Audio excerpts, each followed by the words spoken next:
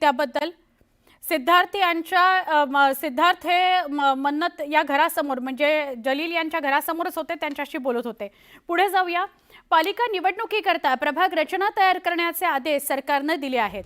निवडणुकीच्या तयारीला वेग आलाय। दुसरीकडे ठाकरे बंधूंच्या युतीची जोरदार चर्चा सुरू होती, पण या चर्चेची गाडी पुढे सरकत नसल्याचं चित्र होतं। दोन्ही भावांमध्ये अद्यापही कुठलाही अधिकृत निर्णय घेण्यात आलेलाच नाहीये। शिवाय दोन्ही पक्षांमध्ये कुठलाही प्रस्ताव मांडण्यात आलेला नाहीये। त्यामुळे निवडणूक जाहीर झाल्यानंतर दोन्ही बाजूने युती संदर्भात पावलं टाकले जातील अशी माहिती सूत्रांनी दिली आहे। दरम्यान ठाकरे बंधूंच्या युतीचं घोडं अडलंय कुठे याची चर्चा आता रंगतेय। आमचे प्रतिनिधी उदय जाधव यांच्याशी बोलूया। उदय, असं कळत होतं की प्रत्यक्ष जरी ते समोरासमोर मुंबईमध्ये महाराष्ट्रात बोलले नसले तरी बाहेर दौऱ्याला ते गेले होते तेव्हा ते भेटलेत आणि बोललेत एकमेकांशी। नेमकं कुठं अडलंय? सोन आपण पाहतोय की शिवसेना उद्धव बाळासाहेब ठाकरे आणि मनसे यांची युती कधी होणार याबद्दल चर्चा रंगताय, मात्र प्रत्यक्ष कृती जी आहे ती घडताना दिसत नाही। काही प्रमाणे ही देखील चर्चा समोर आली की परदेशात या दोन्ही नेत्यांची बैठक झाली होती, मात्र त्या संदर्भात कुठलाही दुजोरा जो अधिकृत जो आहे तो देण्यात आलेला नाही। आता महापालिका निवडणुकांसाठी प्रत्येक शहरांच्या महानगरपालिका या विभागवार रचना जे आहेत ते करण्यासाठी आता त्यांना आदेश देण्यात आलेले आहेत। त्यामुळे आता महापालिका निवडणुकांची तयारी सुरू झालेली आहे। तोंडावरती आलेल्या आहेत महानगरपालिका निवडणुका, परंतु ठाकरे बंधू जे ते एकत्र कधी येणार, युती कधी होणार याचे प्रश्न जे आहे ते अद्याप काही सुटले नाही। प्रत्यक्षात कुठेही चर्चा होत नसल्याची माहिती जी ती मिळते आहे। आता प्रभाग रचना पूर्ण झालं, प्रत्यक्ष निवडणुकीचं रणशिंग अधिकृतरित्या जेव्हा फुंकलं जाईल त्यानंतर तरी ह्या दोघांमध्ये चर्चा जी आहे पूर्ण होणार का याकडे सर्वांचं लक्ष लागलेलं आहे। मात्र सध्याची माहिती म्हणजे त्यानुसार महापालिका निवडणुकीची तयारी जी आहे ती सुरू झालेली आहे, मात्र प्रत्यक्ष चर्चा जी आहे ठाकरे बंधूंची युती संदर्भात ती कुठेही होताना दिसत नाहीये। नक्की उदय, धन्यवाद आपण माहिती दिलीत त्याबद्दल। ठाकरे बंधू एकत्र येणार असल्याची जोरदार चर्चा राजकीय वर्तुळात रंगते। आता ठाण्यात ठाकरे बंधू एकत्र येण्याच्या चर्चेवर बॅनर लागलेले आहेत आणि या बॅनरमधून मंत्री नितेश राणेंनाही डिवचण्यात आलंय। दोन मराठी वाघांनी एकत्र येणं ही महाराष्ट्राची इच्छा असल्याचं या बॅनरमध्ये लिहिण्यात आलंय।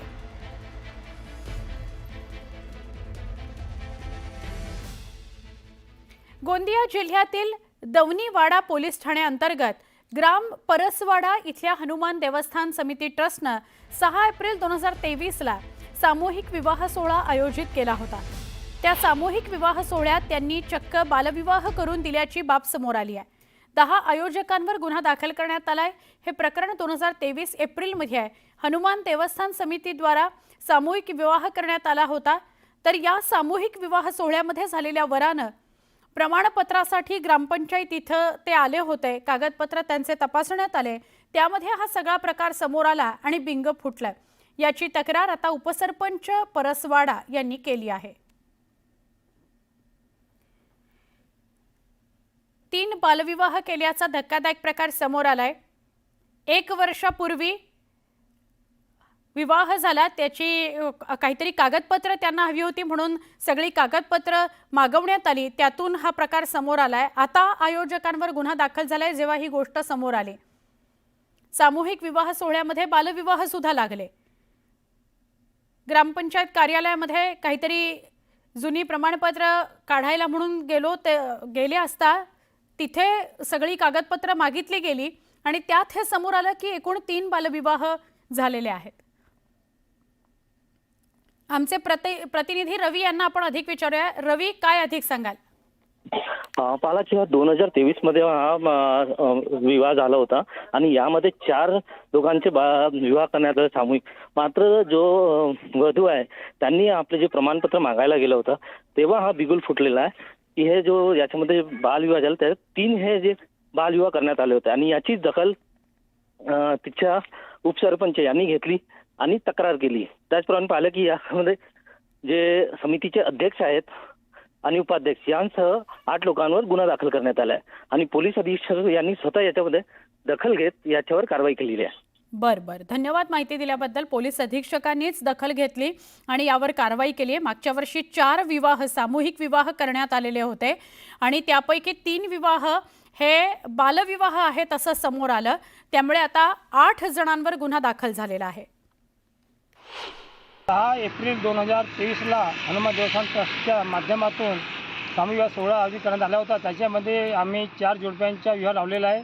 4 जोडप्यांची कागदपत्र आमच्याकडे नोंद होती, 4ची नोंद होती आणि त्याच्यामध्ये जरी 2 कुठल्या आहेत काय त्याच्यावर आम्हाला जाणीव नाही आणि आमच्याकडे त्यांची नोंदसुद्धा नाही, तरी आमच्यावर हा जो आरोप लागलेला आहे बाकी 2 जोडप्यांचा हा सर्व बिनबुडाचे आहे. अर्थ खात्यानं GR काढलाय मात्र निधी मिळाला नाही असा दावा सामाजिक न्याय मंत्री संजय शिरसाट यांनी केलाय. निधी वाटपाच्या मुद्द्यावरून गेल्या काही दिवसांपासून सुरू असलेल्या वादावर अखेर संजय शिरसाट यांनी स्पष्टीकरण दिलं. अर्थमंत्री अजित पवारांसोबत फोनवरून बोलणं झालंय, आमच्यात कोणताही वाद नाही असं संजय शिरसाट यांनी स्पष्ट केलंय. त्यामुळे निधी वाटपावरून सुरू असलेल्या वादाच्या विषयाला आता खुद्द शिरसाट यांनी स्पष्टीकरण देत पूर्णविराम दिल्याचं कळतंय.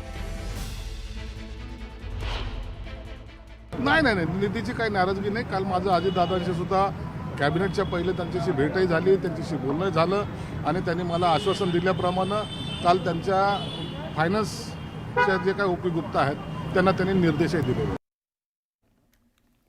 पुढच्या बातमीकडे आपण वळतो आहोत. दरम्यान निधीच्या मुद्द्यावरून कालच अजित पवारांनी त्यांच्या शब्दात भाष्य केलेलं होतं. त्यानंतर आता शिरसाट यांनी अजितदादांसोबत कुठलाही वाद नसल्याचं स्पष्ट केलं. कधी कधी काही जण असं बातम्या सोडतात की अजित पवार पैसे सोडत नाही.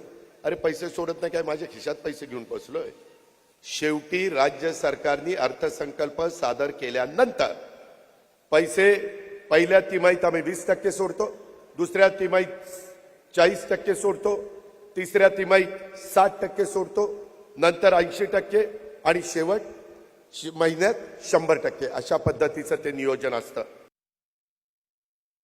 फायनान्स डिपार्टमेंटने 60%चा GR काढलेला आहे, परंतु आणखीन ते निधी आणखीन आलेला नाही. त्याच्यामुळं सर्वच मंत्र्यांची अशी अपेक्षा होती की अर्थमंत्री साहेबांशी बसावं, चर्चा करावी आणि एक सिस्टीम ज्याला म्हणतो आपण ते सिस्टीम लावण्याचा प्रयत्न करावा. आपण काल अजित पवारांनी नाही अजित दादा ते बोलले असेल, मिश्किलपणे बोलले असेल, परंतु आमची त्यांची 1 to 1 चर्चा झालेली आहे. महसूल मंत्री चंद्रशेखर बावनकुळे यांनी मंत्री संजय शिरसाट यांची भेट घेतली. कामठी इथल्या ड्रॅगन पॅलेस टेम्पलबाबत भेट घेतल्याचं बावनकुळेंनी सांगितलं. सामाजिक न्याय विभागाचा निधी वळवला जाऊ शकत नाही असं बावनकुळेंनी स्पष्ट केलं. बच्चू कडूंबाबत आपण आदरपूर्वकच बोललो असून मी आलो तर तडजोड करणार का असं विचारल्याचं बावनकुळेंनी स्पष्ट केलं. आम्ही सर्व या ड्रॅगन पॅलेस टेम्पलच्या विकास कामाच्या विषयाकरता आज संजय शिरसाटजी यांची या ठिकाणी भेट घेतली. त्यामध्ये काही त्या टेम्पलच्या जागेसंबंधाने आणि काही डेव्हलपमेंट संबंधाने काही महत्त्वाचे विषय होते. त्या संबंधाने मी आज माननीय सुलेखाताई कुंभारेजी आणि मी दोघंही आलो होतो. माननीय शिरसाटजींनी त्या ठिकाणी ड्रॅगन पॅलेस टेम्पलला येण्याची त्यांनी आमची विनंती मान्य केली आणि लवकरच त्याचं काम चालू होईल. बावनकुळे हे माझे चांगले मित्र आहेत. अनेक दिवसापासून त्यांना वाटत होतं की आपण एकदा येऊन तुमच्याकडे चहा प्यायची, म्हणून ते आज आले, कॅज्युअली चहा घेतली आणि ते गेले. बाकी इतर कोणतीही राजकीय चर्चा नाही. एक मित्रत्वाच्या नात्याने ते आज आले होते. आम्ही एक मित्र म्हणून भेटलो. त्याच्यामध्ये सुलेखा कुंभारेचा एक त्यांचा प्रोजेक्टचा विषय होता, त्या विषयासाठी त्यांना काही अधिकार द्यायचे होते आणि म्हणून आता मुख्यमंत्र्यांशी सुद्धा आम्ही पुढच्या आठवड्यामध्ये बावनकुळे साहेबांनी आम्ही चर्चा करणार आहोत आणि तो ड्रॅगन पॅलेसचा जो काही तो विषय आहे सुलेखा कुंभारचा तो सुद्धा मार्गी लावायचा. माननीय अजितदादा आणि आम्ही सर्व बसून ज्या डिपार्टमेंटला जो निधी देय आहे त्या डिपार्टमेंटला अजितदादा नेहमीच त्या मंत्र्यांना बोलून चर्चा करत असतात. मागच्या वेळी बजेटच्या वेळी अजितदादांनी त्या डिपार्टमेंटच्या मंत्र्यांना बोलून कुठल्या डिपार्टमेंटची काय रिक्वायरमेंट आहे त्यांचं संपूर्ण डिपार्टमेंट आणि मंत्री असेच मंत्रालयात बोलून त्या ठिकाणी निधीचं वाटप केलं होतं. ही प्रक्रिया परंपरेपासून चाललेली आहे. त्यामुळं आता त्यांना वेगळं सांगायची गरज नाही. अजितदादा नेहमीच मंत्र्यांना बोलवतात आणि त्यांच्या विभागाला बोलवतात.